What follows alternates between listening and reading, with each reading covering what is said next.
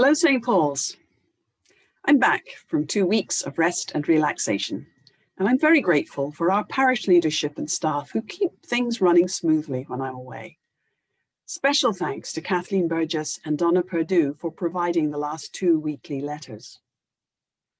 As we approach the general election, I know that we are all aware of the tension in the air, and I sense a general feeling of dread as we anticipate possible ugliness and violence at the polls and in the aftermath, regardless of the outcome. We all need opportunities to find joy and be hopeful about the future.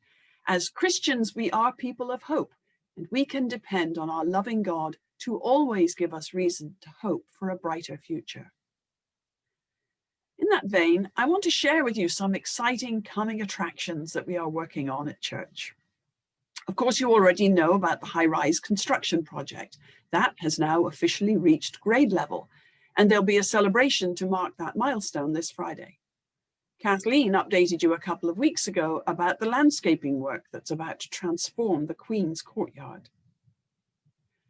Over the last few weeks, the old red door to the Great Hall building in the northwestern corner of the Queen's Courtyard has been replaced by a splendid new door.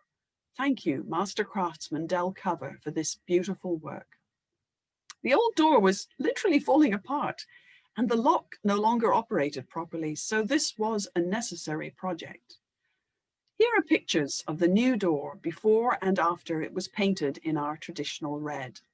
The door will be outfitted with electronic locks and connected to our security system.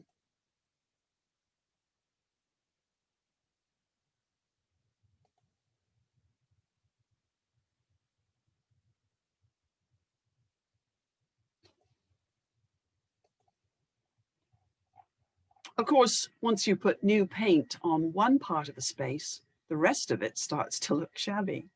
So while our painter was on campus, he gave the double doors in the center of the courtyard a fresh look too. And here's a picture of that project in progress.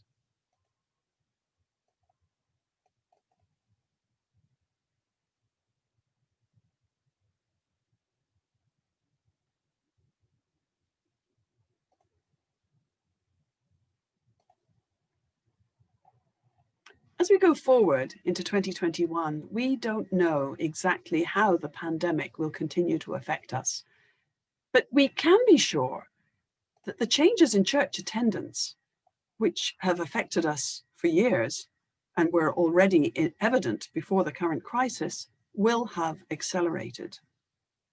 Now, I don't want anyone to come to church if you don't feel safe.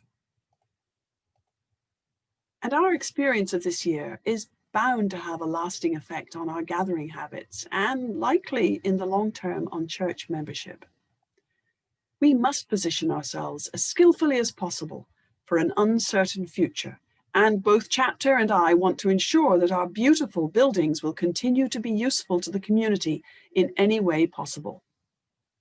I'm convinced that this is the only way that St. Paul's can continue to thrive in the years ahead. For this reason, Chapter is committed to rendering the cathedral both flexible and accessible. And that is no easy feat in our old buildings. You've heard me speak about replacing the pews with chairs. This will allow us to make the nave available for gatherings of many kinds.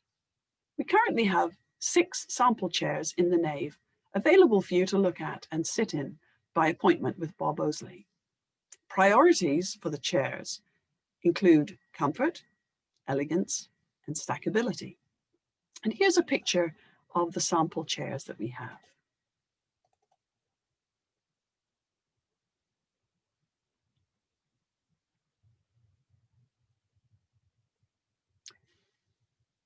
Any of the chairs can be stained to match our existing woodwork.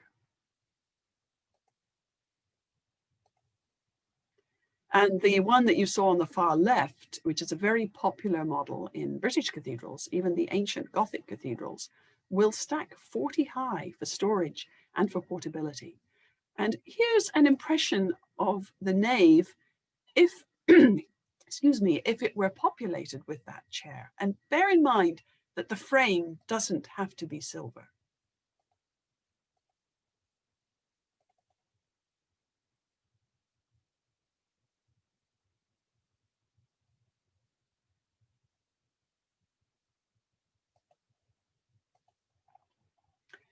A related challenge is the need to remodel the chancel. That's the space behind the altar rail.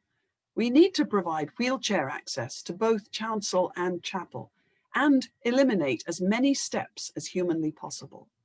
Our chancel is famously narrow, and it's provided only limited opportunity for large groups such as orchestras to perform there. With the help of a generous benefactor, we've engaged the services of Domus Studio, a local architecture firm with expertise in liturgical space, to help us reimagine and open up the chancel space.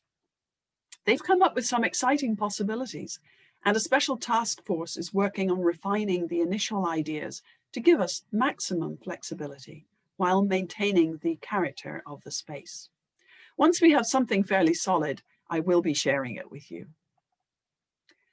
We will return to our cathedral. You can count on that. And with these improvements, we'll be in good shape for the years ahead. I'm so grateful to all of you who have already pledged for 2021, and for those who make special gifts, both large and small, that allow us to make capital improvements and capital investments in our future. See you on Sunday.